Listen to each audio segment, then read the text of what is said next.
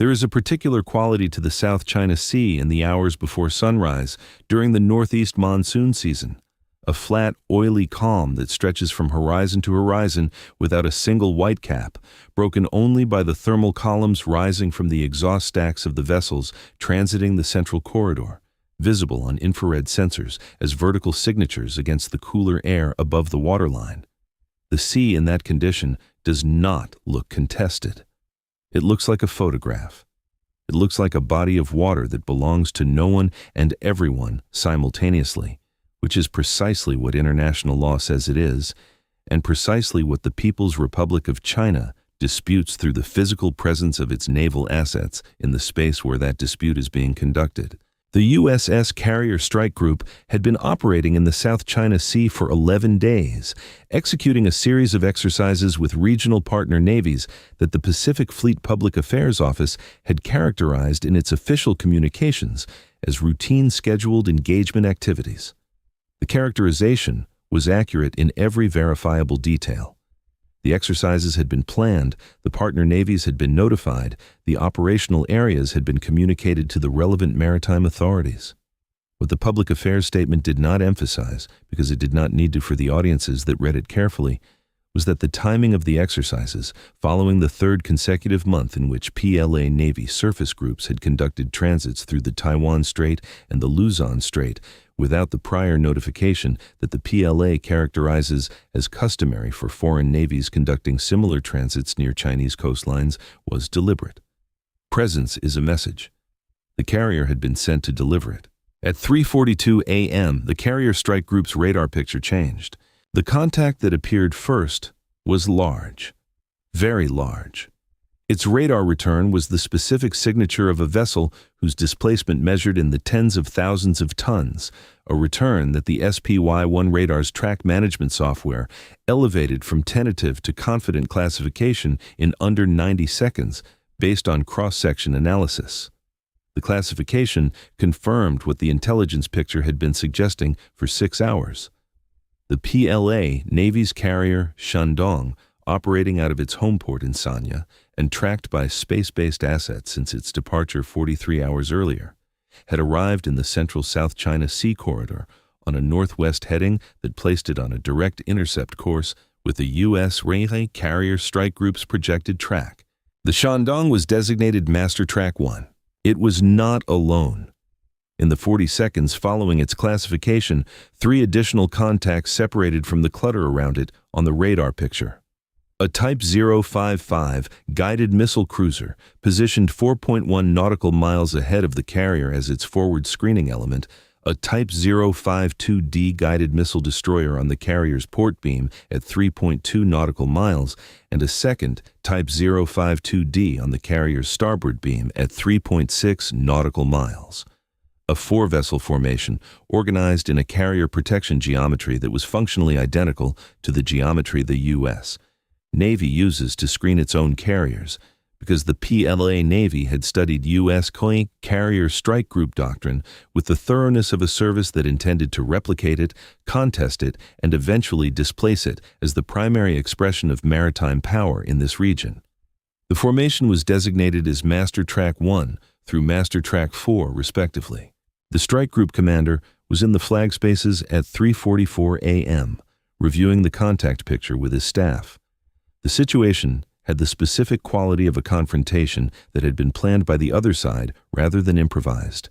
The Shandong's geometry, its speed of 18 knots on a reciprocal heading to the U.S., strike group's northwest course, and the organized formation of its escort group indicated a vessel that had been maneuvered to this position deliberately, at this time, on this heading, to produce the encounter that was now developing on the tactical plot.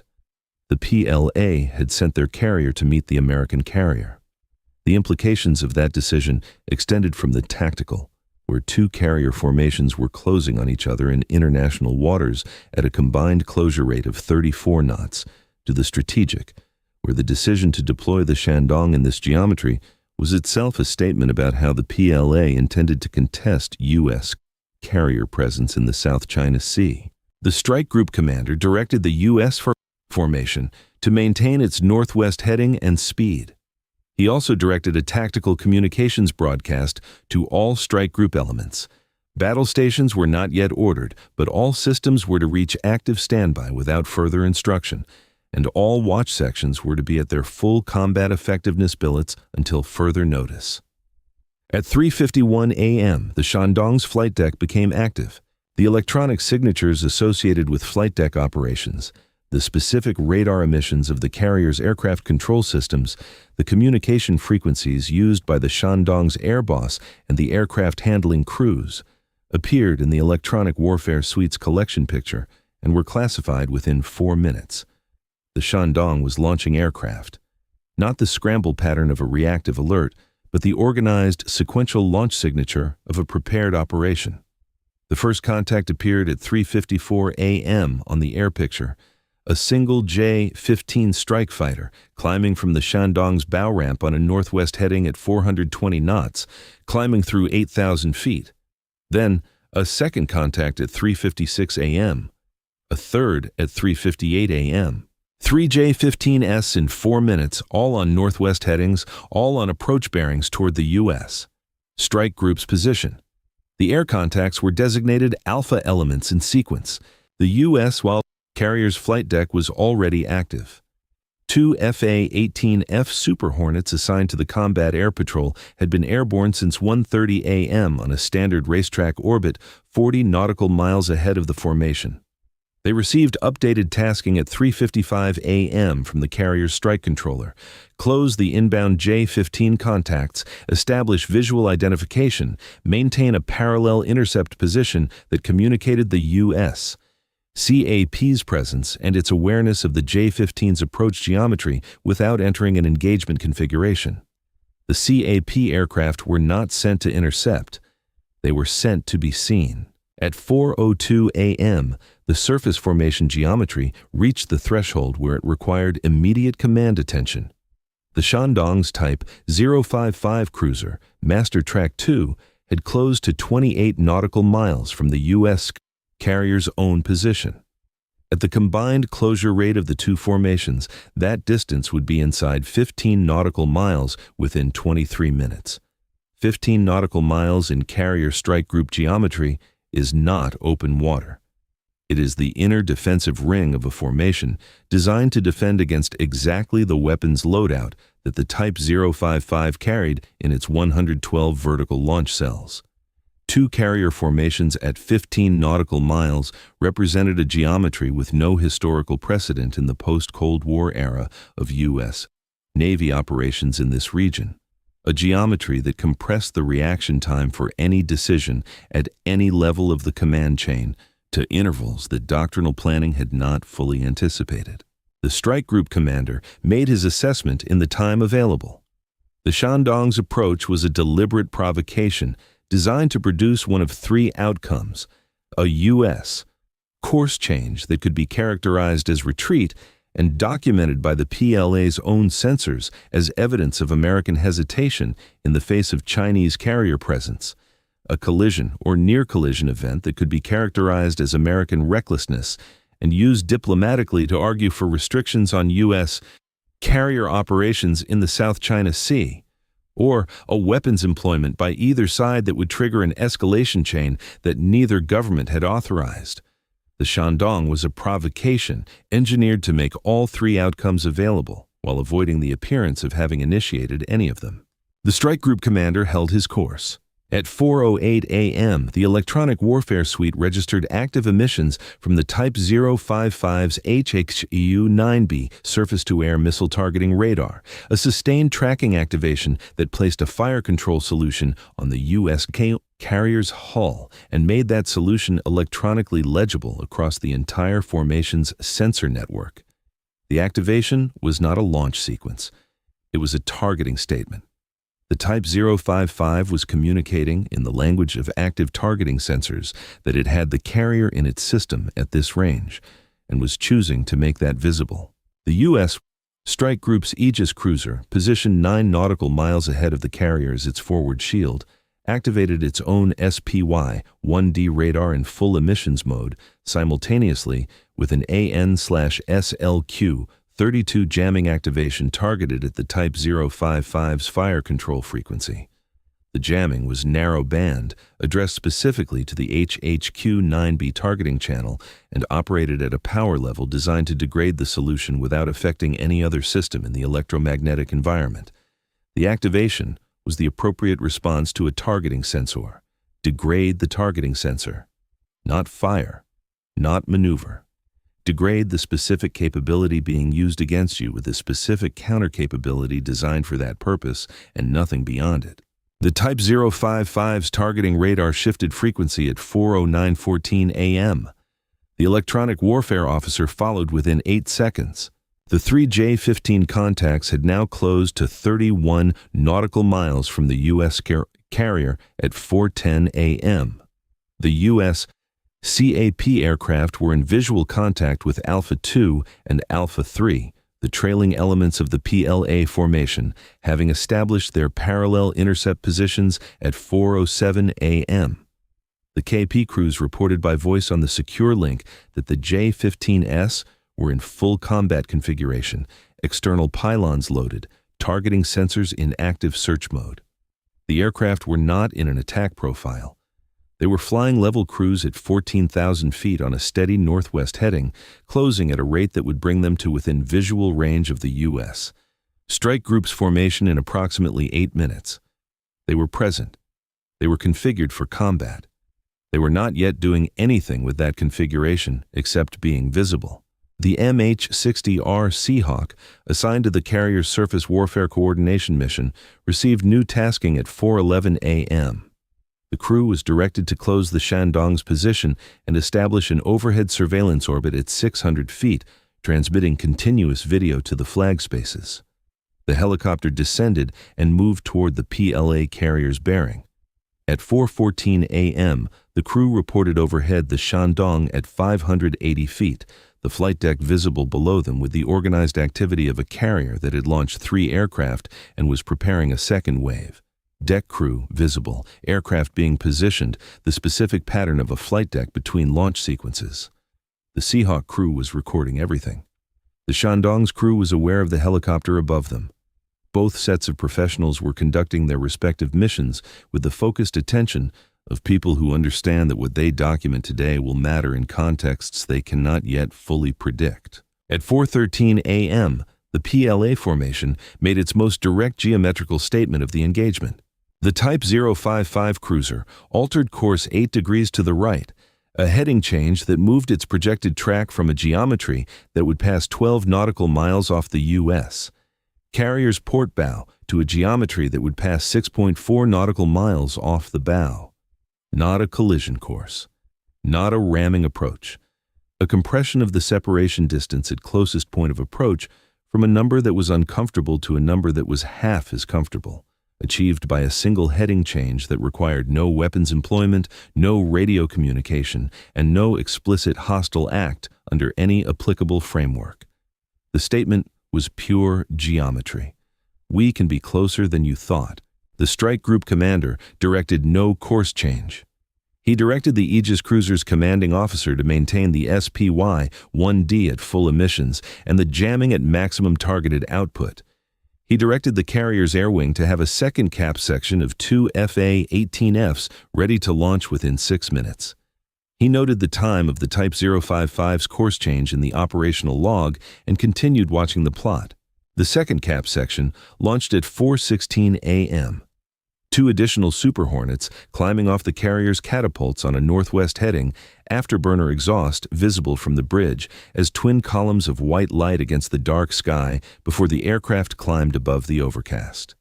The launch was not ordered as a response to an immediate threat. It was ordered as a geometry statement. The U.S. carrier was now also producing aircraft, and the CAP coverage over the formation was being doubled. The message in the launch was the same message the PLA's Shandong had been sending for the previous 34 minutes, expressed in the same currency. Presence, configuration, capability made visible. At 4:18 a.m., Alpha 1, the lead J-15, reached the position of the U.S. cap section and executed a head-on pass at a separation distance of 1.1 nautical miles, flying a southeast heading that took it directly toward and then past the CAPI aircraft before banking into a climbing right turn. The CAPI crew reported the pass on the strike controller frequency with the flat precision of professionals who have been briefed for exactly this scenario and who are reporting what they observed rather than what they felt about it. The J-15 had not activated a weapons targeting radar. It had not maneuvered aggressively. It had flown 1.1 nautical miles from a U.S. Navy fighter at closing speed and continued on its way. The distance was the message. At 4:19 a.m., the Shandong's course altered 12 degrees to the left. Not a withdrawal. A new heading that moved the carrier out of the direct reciprocal approach to the U.S. strike group and onto a parallel course that would run the two formations alongside each other at a lateral separation of approximately 18 nautical miles, rather than driving them toward a head-on closest point of approach. The maneuver was precise and communicated exactly what it was designed to communicate. The PLA carrier was not withdrawing from the engagement area, but it was choosing to convert the head-on approach geometry into a parallel surveillance geometry rather than continuing to compress the CPA. The Type 055's fire control radar shut down at 4:20 a.m., 8 seconds after the Shandong's course change was confirmed on the surface plot. The electronic warfare officer secured the jamming at 4:14 a.m., The targeting sensor contest that had run for 11 minutes and 26 seconds across 4 frequency shifts ended with both sides stepping back from it simultaneously, as if by an agreed signal that neither side had transmitted on any radio frequency. The 3 J-15 contacts turned southeast at 4:21 a.m. and began climbing toward recovery altitude. Alpha 1 had been the only aircraft to execute a close pass on the U.S. CAP. Alpha 2 and Alpha 3 had maintained their cruise altitude and heading throughout, providing tactical depth to Alpha 1's geometry without themselves pressing into close-range interaction. They were recovering to the Shandong now, their role in the engagement complete. The two formations ran parallel for 47 minutes. At 18 nautical miles of lateral separation, 2 carrier strike groups running parallel in the South China Sea produce a radar picture that has no precedent in recent naval history, and a visual picture that the Seahawk crew documented in continuous video from 580 feet over the Shandong's flight deck. The PLA carrier's hull shape, its island structure, its aircraft positioned on the aft deck in various states of readiness, and the organized motion of a crew that was very much aware it was being filmed by a foreign military helicopter and had chosen not to alter its activity in response. Both formations visible to each other across 18 nautical miles of flat pre-dawn South China Sea water. Both formations maintaining their respective headings, neither formation speaking to the other on any frequency. Inside the U.S. carrier's CIC during those 47 minutes, the watch team maintained its tracking picture with the sustained precision that parallel surveillance demands when the contact being tracked is armed, capable, and potentially not finished making its decisions. The surface plot showed the Shandong holding its parallel geometry without deviation. The air picture was clear following the J-15 recovery. The electronic warfare suite was in passive collection mode, building a continuous emissions record of every radar and communication system active on the PLA formation for the duration of the parallel track. Each additional minute of data compounded the value of the intelligence product being assembled. The watch team understood this. They were not simply watching a formation run parallel to theirs. They were conducting a collection operation against one of the most capable and least documented naval assets in the PLA's inventory, at a range that passive sensors rarely achieve under operational conditions, and they were doing it because the strike group commander had held his heading long enough for the range to stay viable. The Shandong began its turn to the southeast at 5:06 a.m., a gradual, sustained heading change that moved the PLA carrier formation out of its parallel track geometry and onto a southeast bearing that increased its separation from the U.S. strike group at a rate consistent with a formation returning toward a home port rather than repositioning for a second approach. The Type 052Ds that had been maintaining their beam positions on the Shandong turned with it. The Type 055 turned last, its departure from the parallel track recorded on the U.S. tactical displays with the same precision as every other element of the preceding 82 minutes. By 5:14 a.m., the Shandong and its escorts were on a diverging heading with increasing range. The U.S. strike group maintained its northwest course for another 22 minutes before the strike group commander authorized a routine heading adjustment to the exercise area that had been the formation's original destination. The adjustment had been planned before the engagement began and was executed without modification. The engagement had not changed where the strike group was going. It had only changed what was on the tactical plot for 82 minutes while it was going there. The after-action report compiled at 7:30 a.m. was thorough and precise. Master tracks 1 through 4, Shandong and escort formation. 3 J-15 aircraft, 1 close pass engagement at 1.1 nautical miles by Alpha 1. 11 minutes 26 seconds of Type 055 HHQ-9B fire control radar activation, countered by AN/SLQ-32 jamming across 4 frequency shifts. Shandong course alteration to parallel geometry at 4:19 a.m. Shandong withdrawal to southeast at 5:06 a.m. Duration of engagement from initial contact to PLA formation withdrawal, 82 minutes. U.S. Strike group course deviation from planned transit, 0 degrees. Speed deviation, 0 knots. The Seahawk's video documentation of the Shandong's flight deck during its 82-minute overhead orbit produced the most detailed optical intelligence collection on the PLA's carrier flight deck operations, conducted since the Shandong's commissioning.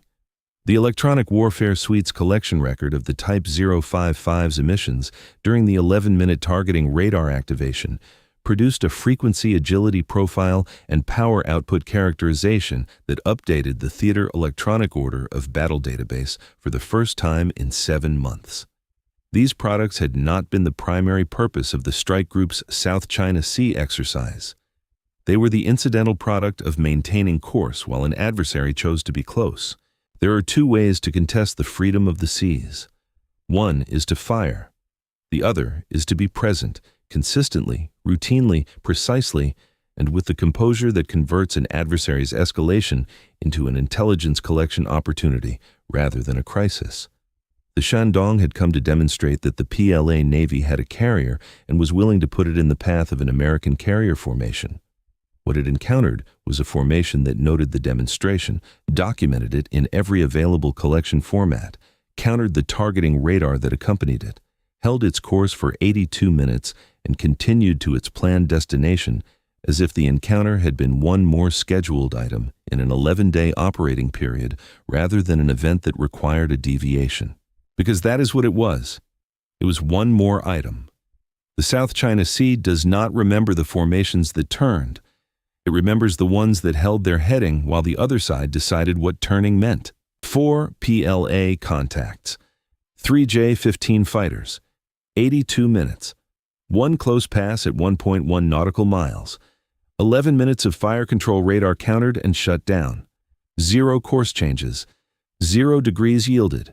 1 carrier passage completed on the planned heading at the planned speed, with the PLA Navy's own carrier documented in detail on the way. The sea holds what the record says it holds. The record says the course was maintained.